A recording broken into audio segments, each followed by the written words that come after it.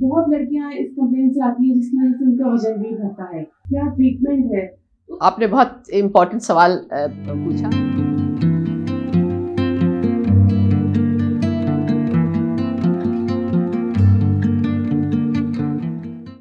नमस्कार, welcome to our podcast channel. मैं doctor Deepika Kohli, I am a clinical nutritionist. तो आजकल हम देख रहे हैं हमारे पास पीसीओएस के बहुत सारे पेशेंट्स हैं। बहुत लड़कियां इस कंप्लेन से आती है जिसकी वजह से उनका वजन भी बढ़ता है। तो आज हम इसी विषय पर बात करेंगे। हमारे साथ हैं डॉक्टर शारदा जैन, जो कि बहुत ही सीनियर गायनेकोलॉजिस्ट हैं, सेक्रेटरी जनरल हैं दिल्ली गायनी फोरम की और डायरेक्टर हैं लाइफ केयर सेंटर की। तो आज हम जानेंगे डॉक्टर शारदा जैन से कि क्या है ये पीसीओएस। दीपिका, आपने बहुत ही इम्पोर्टेंट सवाल किया है। ऐसा लगता है कि पॉलीसिस्टिक ओवेरियन डिजीज का फ्लड आ गया है, एपिडेमिक आ गया है।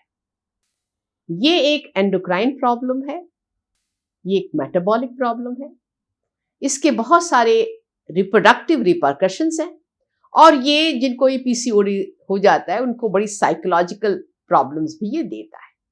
तो पीसीओडी को सभी लोग जो हम लोग को सुन रहे हैं इसको सीरियसली लेना चाहिए, पर परेशान होने की जरूरत नहीं है। आप जानना चाहेंगे कि हिंदुस्तान में इसका क्या इंसिडेंस है। हिंदुस्तान में 1/3 एडोलेसेंट गर्ल्स पीसीओडी से पीड़ित हैं। इनफर्टिलिटी के केसेस में भी देखा गया है कि 1/3 इनफर्टाइल पेशेंट्स जो इनफर्टिलिटी क्लिनिक में या आईवीएफ सेंटर में आते हैं उनको पीसीओडी है। आपको सरप्राइज होगा कि जिन लोगों के बच्चे हो गए हैं और 40 साल उम्र हो गई है, मोटापा हो गया है, हाइपरटेंशन हो गया है, डायबिटीज हो गई, उनको भी पीसीओडी हो सकती है उसे। तो ये कभी भी आपके परेशान कर सकती है, और इसका मेनली चीज है कि जब भी हम अपना डाइट कंट्रोल भूल जाएंगे, मेटाबॉलिक डिजीजेस के से ग्रसित हो जाएंगे, पॉलीसिस्टिक ओवेरियन डिजीज हमारे पास आ जाएगी। डॉक्टर साहब, हमारी ऑडियंस को बताइए कि इसको डायग्नोस कैसे करते हैं पीसीओएस को? हमारी ऑडियंस भी ये जानना चाहेगी। दीपिका, आपने बहुत ही इंपॉर्टेंट सवाल किया है। सरप्राइज होगा कि आपको जितनी यूट्यूब चैनल्स में वीडियोस आते हैं 80% जो शेयर किया गया है वो नॉन मेडिकोज है। उनका कोई पीसीओडी से और कोई डॉक्टर से कहीं दूर दूर तक लेना नहीं, वो डाइटिशियन भी नहीं है, फिर भी वो पीसीओडी के ऊपर सवाल करते हैं और यूट्यूब चैनल्स करते हैं और लोगों को बताते हैं। मैं आपको एक चीज बताना चाहें, इसके 3 क्राइटेरिया है, और ये हमारे हिंदुस्तान में ही क्राइटेरिया नहीं, पूरी दुनिया में ये फॉलो होते हैं। एक तो है पेशेंट को एंड्रोजेनिक फीचर्स हो जाएं। कैसे फीचर्स हो जाएंगे? हमारे फेस पे बाल हो जाएंगे, हमारे पर शरीर पे बाल हो जाएंगे, हमारे को एक्ने फेस पे हो जाएंगे, बाल हमारे कम हो जाएंगे। तो ये जब हमारे फीचर्स हैं तो ये ग्रॉसली दिखाते हैं कि हमारी बॉडी में मेल हार्मोन्स ज्यादा है। कई बार आपकी मेल हार्मोन्स ये चीज आपको नहीं दिखाई देती, तो आप उसको ब्लड के टेस्ट से द्वारा से भी पता कर सकते हैं, आपका ब्लड टेस्ट पॉजिटिव होगा। दूसरी चीज, इन पेशेंट्स को पीरियड्स जो है समय पे नहीं आते। मैं सबका नहीं कहती हूं, एटलीस्ट 50 to 60% पेशेंट्स हैं जिनके पीरियड लेट हो जाते हैं। जब भी पीरियड्स आपके 35 दिनों से देर में आ रहे हैं, 35 दिन से डिले हो जा रहे हैं, 40 दिन, 45 दिन, कुछ लोगों को 2 महीने, कुछ लोगों को 3 महीने, कुछ लोगों को 4-5 महीने भी पीरियड्स आपको लेट हो जा रहे हैं, ये चिंता की प्रॉब्लम है। इनवेरिएबली इन पेशेंट्स को देखा गया है, जब भी लड़की के पीरियड्स लेट होने लगेंगे उसका वजन उसकी उम्र के लिए ज्यादा हो जाता है। मोटा मोटा आप याद रखिए, 50 किलो वजन होना चाहिए 5 फीट की लड़की को, जो कि 25 साल से कम है। अगर आप 5 फीट 5 इंच आपकी हाइट है तो 55 किलो से ज्यादा वजन आपका नहीं होना चाहिए, 2 किलो कम ही हो तो अच्छा है। सो जब भी आपके पीरियड्स लेट आ रहे हैं तो आप मान के चलिए वो ओव्यूलेशन नहीं हो रहा है, उनकी अंडा नहीं बन रहा है। ठीक है। तीसरी चीज कि आप जब भी पेशेंट्स को पीरियड्स नहीं आते तो पहले जाके वो अल्ट्रासाउंड करा लेते हैं ना। अल्ट्रासाउंड में एक टिपिकल पॉलिसिस्टिक ओवेरियन मॉर्फोलॉजी का एक पैटर्न होता है, वो उसको लेके आते हैं। इन 3 चीजों में अगर 2 चीज प्रेजेंट है तो हम उसको बोलते हैं आपको पॉलिसिस्टिक ओवेरियन डिजीज है।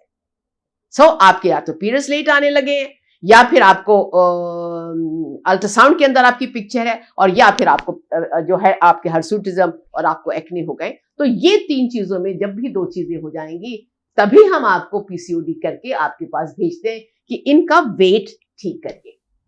डॉक्टर साहब, जैसे आपने हमें बताया, बहुत ही अच्छी जानकारी दी हमें आपने, और ये जो आपने एक्ने हर्सुटिज्म के बारे में बताया, और क्या है कॉजेज मैम?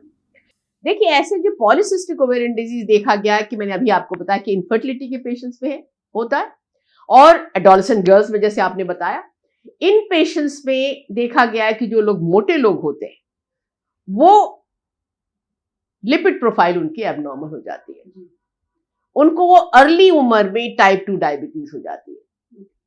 और इन पेशेंट्स में यू विल बी सरप्राइज्ड कि हार्ट से भी रिलेटेड उनको प्रॉब्लम्स देखी गई। सो ये सब चीजें हैं, जब भी आप आज की तारीख में गांव में नहीं होता, पीसीओडी गांव की प्रॉब्लम नहीं है। पीसीओडी मेट्रोज में रहने वाली लड़कियों की प्रॉब्लम है, जिसमें पढ़ाई के बहाने पेरेंट्स कहते पढ़ो पढ़ो पढ़ो, और सब कुछ उनको उनकी चेयर पे ही और उनके कमरे में लाकर दिया जाता है, खाने के लिए दे दिया जाता है, सब कुछ लेके दिया जाता है। और आपने देखा होगा बहुत सारे लोग हैं जिनके सर्वेंट्स वगैरह होते हैं, वो वहीं बैठ को खाते रहते हैं और टीवी देखते रहते हैं। तो जब भी आप टीवी देखेंगे तो आपको ज्यादा जो है वो ज्यादा आप खाओगे, आपका कंट्रोल नहीं रहता। तो ये सब चीजें देखी गई हैं कि इन सब में होती है। डॉक्टर साहब, बहुत ही अच्छी जानकारी दी आपने हमें, बताया कैसे किन कारणों से होता है पीसीओएस। अब मैं एक बात जानना चाहूंगी, इसका इंसुलिन रेजिस्टेंस से क्या रिलेशन है पीसीओएस का? क्योंकि बहुत कॉमन है, मैंने देखा है पीसीओएस पेशेंट इंसुलिन रेजिस्टेंट कहे जाते हैं, तो ये क्या है मैम? देखिए, आपको यहाँ पर बिल्कुल क्लियर हो जाना चाहिए, इंसुलिन का एक मेन कारण है और मेन चीज है, उसका उद्देश्य है कि जो ब्लड में ग्लूकोज है उसको सेल में भेजा जाए एनर्जी के लिए। और जब भी ये इंसुलिन सेल में नहीं जा पाती है और ब्लड में अकुमुलेट होता रहता है, तब इसको बोलते हैं इंसुलिन रेजिस्टेंस। इसका मेन चीज ये है कि आप जो फूड खाते हैं वो जंक फूड खाते हैं, जिसमें लोडेड विद कैलोरीज है और न्यूट्रिशन कुछ नहीं है। बिंजिंग, बार बार खाना, जब भी आप खाते हो आपका एक डोज इंसुलिन की बॉडी में आ जाती है, और वो already there is a resistance है वहां पर, तो आप जा नहीं पाता ये सेल के अंदर। तो इस तरह से ये जो बार बार हम लोग खाते हैं, इससे बॉडी के अंदर इंसुलिन रेजिस्टेंस हो जाता है। बेसिक पर्पस है कि हमारे सेल्स के अंदर इंसुलिन जब नहीं आएगी तो हमारी एनर्जी नहीं बन पाएगी। नाउ जब इंसुलिन रेजिस्टेंस हो जाएगा तो फिर उसमें क्या हो जाएगा, हमारा ये जो फैट है, ये फैट कैलोरीज जो है ब्लड से जो है इसके माध्यम से ये विसरल फैट बढ़ा देगा। आप तो हर पेशेंट का कैलकुलेट ही करती है ना, विसरल फैट करती है, जब उसको फैट के बारे में बताती है तो आपको ये पता होता है कि भाई ये इतना नॉर्मल वेट होना चाहिए, भाई आपका वेट, आपका जो फैट कंटेंट है आपका बॉडी का ज्यादा है और आपका ये विसरल फैट है। और ये विसरल फैट जो है आपको सभी को मालूम होना चाहिए, जिसका कारण इंसुलिन रेजिस्टेंस है, और 150 बीमारियां हैं जो कि इंसुलिन रेजिस्टेंस के कारण पैदा होते हैं। आजकल थायराइड की प्रॉब्लम है, वो भी इंसुलिन रेजिस्टेंस है। पॉलीसिस्टिक तो हम डिस्क्राइब ही कर रहे हैं, टाइप 2 डायबिटीज है, आपके हार्ट अटैक्स है, वे स्ट्रोक है, you name a disease, rheumatoid arthritis है, सब ये सब इंसुलिन रेजिस्टेंस। 150 डिजीजेस बताई गई हैं, and these are all from lifestyle changes. So जैसे डेयरी प्रोडक्ट्स हैं, वो कहते हैं कि डेयरी प्रोडक्ट्स इंसुलिन रेजिस्टेंस को बढ़ाने के लिए डेयरी प्रोडक्ट्स का भी बड़ा योगदान है। तो इस तरह से सिंपली मैं इनको बता सकती हूँ। एक तो ये जो बार बार आप खाते हैं उससे इंसुलिन रेजिस्टेंस आपका बढ़ता है।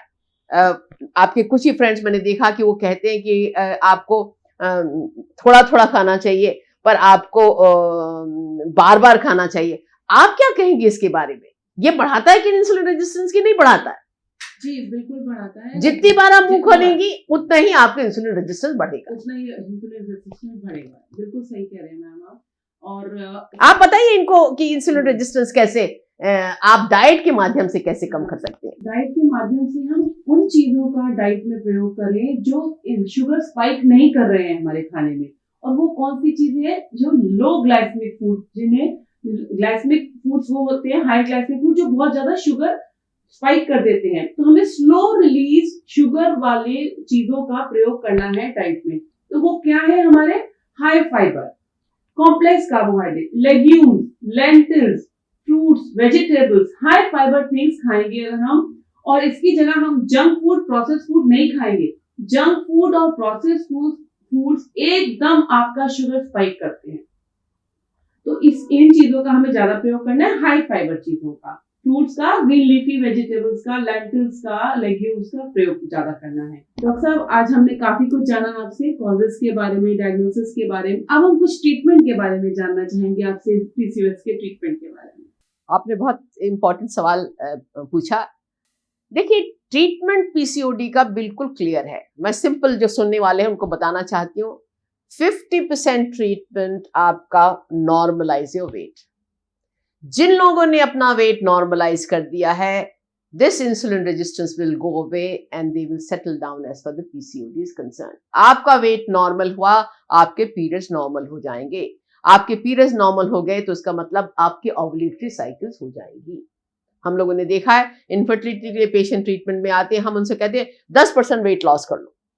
उनको कहते नहीं डॉक्टर साहब बहुत मुश्किल है, मेरे जैसे आपके पास भेजते हैं। पर मैं कहती हूँ 5% भी आप वेट लॉस कर लोगी तो आपके पीरियड्स नॉर्मलाइज हो जाएंगे और आपके अपने आप स्पॉन्टेनियसली ओव्यूलेशन होने लगेगा। और हो सकता है स्पॉन्टेनियसली, आप ही ने देखा है, बहुत पेशेंट जो है आपके पास आते हैं और वो प्रेगनेंसी टेस्ट पॉजिटिव आता है, फिर वो आपके पास आते हैं, कहते हैं कि डॉक्टर साहब के पास जाना है।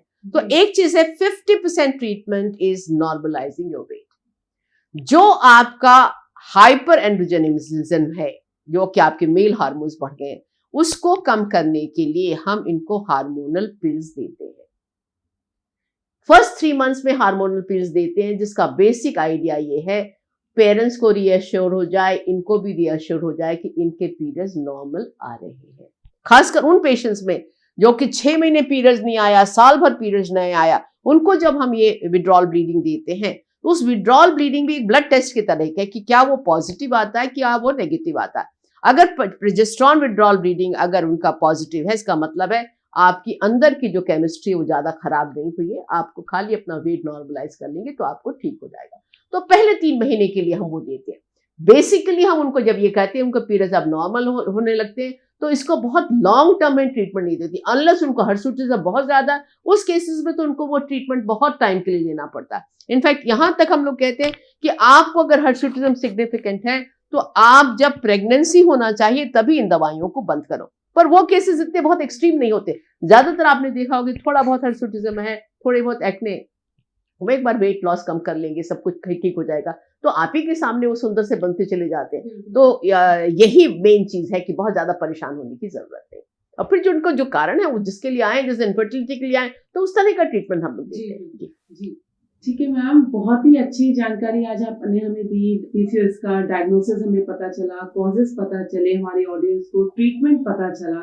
Thank you so much ma'am for this information, बहुत ही अच्छा। और मैं अगली में चर्चा करेंगे कि पीसीओएस के जो पेशेंट्स हम आपको भेजते हैं, चाहे वो एडोलेसेंट गर्ल्स हैं और चाहे वो इनफर्टिलिटी के पेशेंट्स हैं, उनको आप किस तरह से मैनेज करती हैं, तो वो हमारी अगली चर्चा का विषय रहेगा। तो आज की चर्चा हम यही समाप्त करते हैं।